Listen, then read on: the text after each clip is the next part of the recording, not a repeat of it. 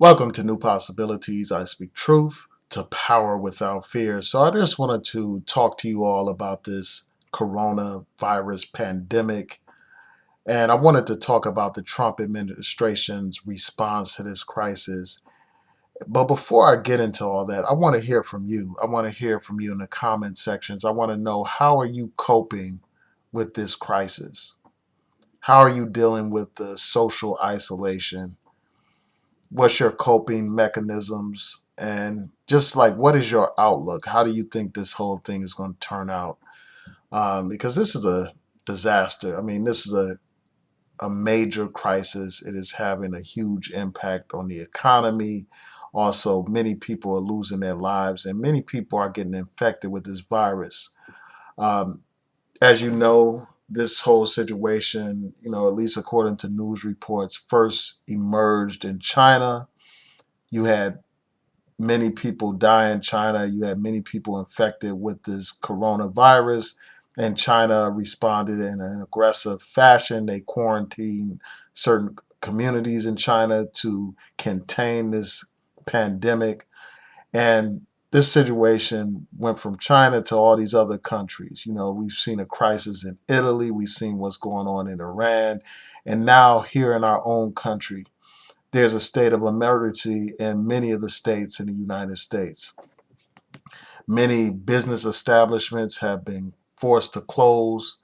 The governor here in Maryland, for instance, has basically banned gatherings of 10 or more people, gatherings that are more than 10 people, because this virus is so contagious that it quickly spreads. And what is happening is the numbers of people that are being infected is rising exponentially.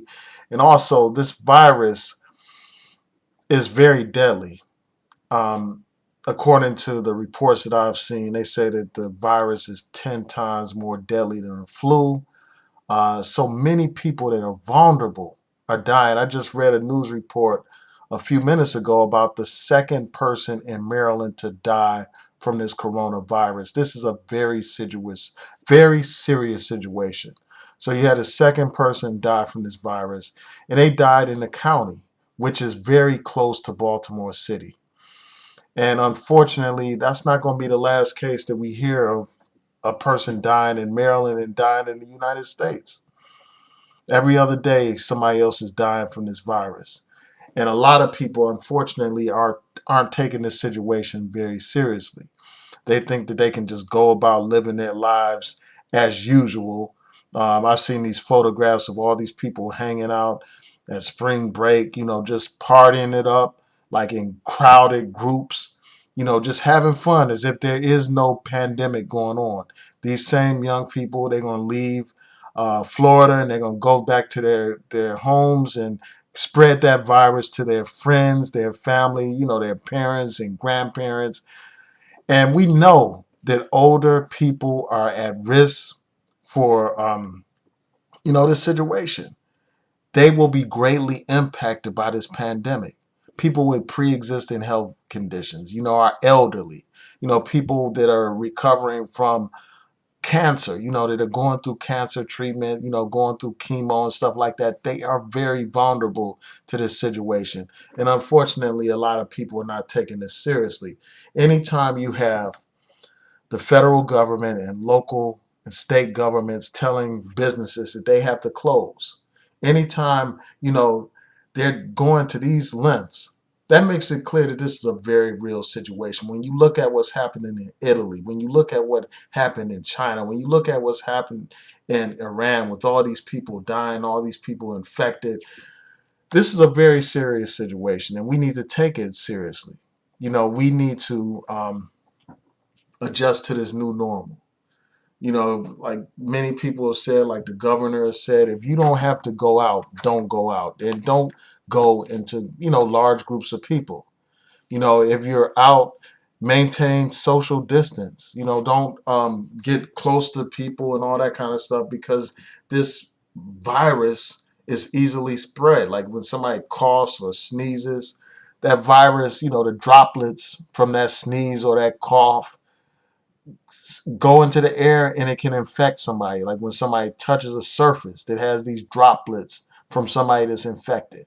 And then if that person doesn't wash their hands, and that's another thing, they can spread the virus that way. So it's very important, as you all have heard a million times, for us to constantly wash our hands, constantly sanitize ourselves so that we can be safe, safe for ourselves and safe for our loved ones, so we don't spread this virus that is plaguing our community, man. And it's like, we see that this is impacting Wall Street. We see that the Dow Jones has been down for a very long time now because of this crisis. A lot of people are losing their jobs. They're being laid off because some people don't have the luxury of being able to work from home, like people that work in a factory, for instance, or people that work in manufacturing. That's not the kind of job that you can do at home. So a lot of people are losing their jobs. A lot of our children, their schools are closed. The young children, they're not being educated. A lot of the young kids, they're not being educated online and all that kind of stuff.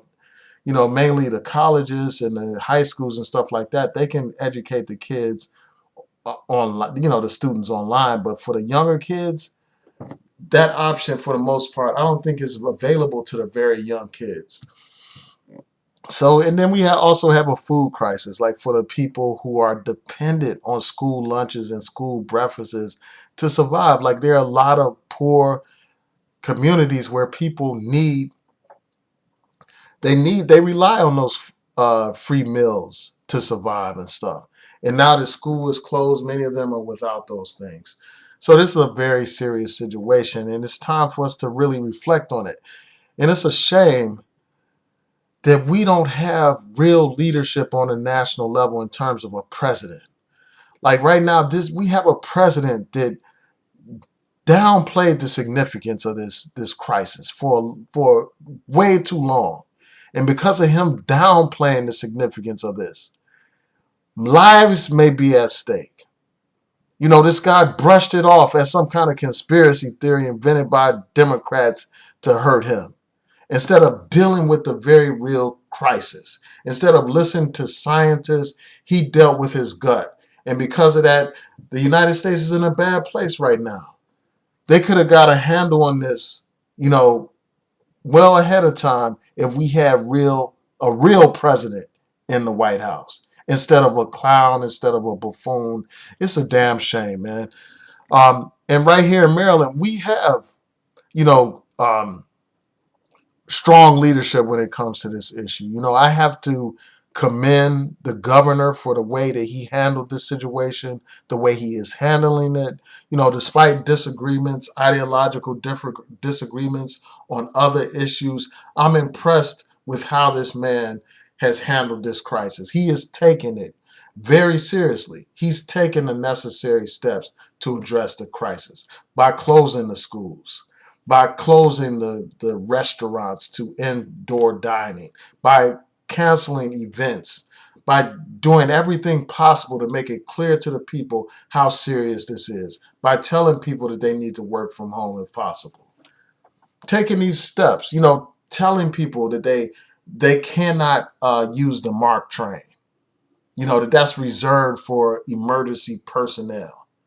He understands the importance of this situation. Whereas on the other hand, you have a buffoon in the White House who doesn't take the thing seriously, who's constantly making misrepresentations and outright false statements about this situation. And it's just a shame, man. And then on top of all of that, you got this president having the nerve, having the audacity to refer to this virus as the Chinese virus. I mean, and this should come as no surprise. I mean, here we have a president who is racist, a president who panders to races, a president who fans the flames of hatred and bigotry in order to promote himself, in order to promote his opportunity to be reelected and stuff like that. This president puts himself before the nation and before humanity, man. And it's a damn shame that this is the kind of president we have. I mean, this crisis is a crisis that's facing humanity. That virus is not discriminating based on people's race or what country they come from, what skin color they have, what their religion is, or any of that stuff. This virus is attacking humanity. That's what it's doing. All human beings, regardless of their race, regardless of their religion, regardless of their ethnicity or their nationality. So it's time for humanity to unite to try to fight this virus. Um, Instead of having people divided. And the thing is, this type of toxic language, not only it's not just something that's offensive, it's something that has very real consequences in this world. That type of inflammatory rhetoric inspires hate crimes. There have been reports of people lashing out at Chinese people in this country, blaming them for this virus. Blaming them.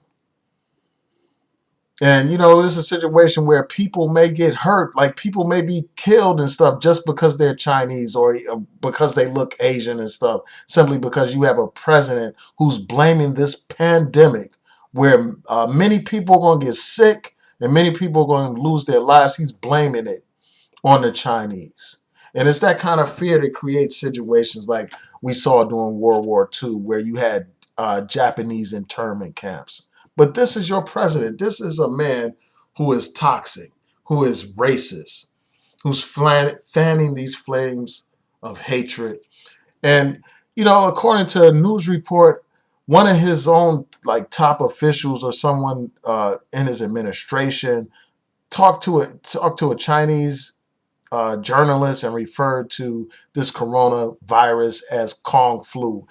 This is outrageous. It's just a shame that we have a man like this in the White House, a bigot in the White House, a man who is incompetent, who failed to promptly address this crisis, and who is stumbling over issues every day when it comes to this situation, making misstatements, um, making statements contrary to the statements of his own experts, downplaying this thing, making this, he actually made some statement about how we had this virus under control. How do you have a virus under control when we don't even have enough uh, test kits to test people for this virus around this country? How do you have the virus under control when it is spreading all over this nation and the numbers of people that are being infected is growing astronomically, exponentially? Like, how can you say that you have something under control when they're talking about how they don't even have enough hospital beds to accommodate the sick, if this virus spreads as fast as they predicted to spread? Even the governor in California said that this virus may infect like more than half of the population in California. That is a lot of people infected with this very deadly virus. And we know that if more than half of the people in California are infected, that means there's going to be a large number of people that die in California. And if it happens in California, we know that stuff like that can happen in these other states as well. So anyway, I just wanted to get on here and share my thoughts. This whole situation is a very difficult situation. One of the things that I wanted to talk about is just the social isolation, man. Um, Being away from people is emotionally draining.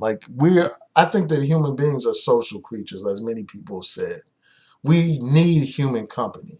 We need people to talk to and interact with and stuff like that.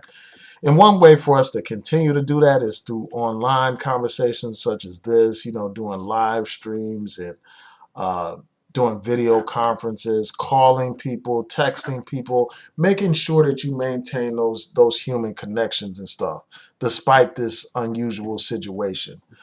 Um, so yeah, I'm really interested in hearing from y'all. Like, what do y'all think about this situation? Like, I really want to know, like, what are the origins of this virus? Like, how is it that all of a sudden we have this pandemic? And I know that this has happened throughout time. Like, you've had, I think it was the Spanish flu. You've had other diseases, other viruses.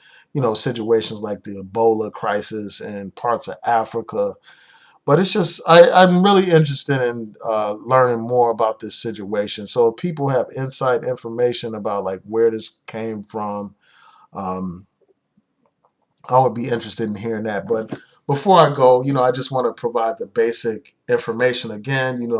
We should maintain social distance or physical distance, as someone referred to it as, making sure that we are not closer than 6 feet to people so that we, don't come in contact with this virus. Make sure that we wash our hands frequently, use hand sanitizer, make sure that we don't go to gatherings of more than 10 people.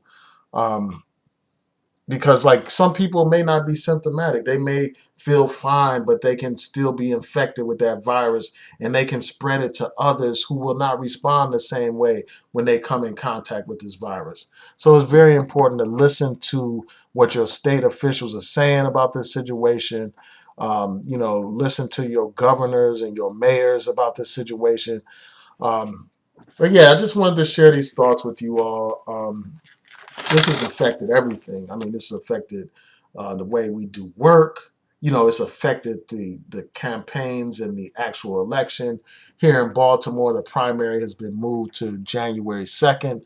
So this is a very real situation. So again, I'm wishing you all peace and blessings. I hope that you all stay safe in these trying times.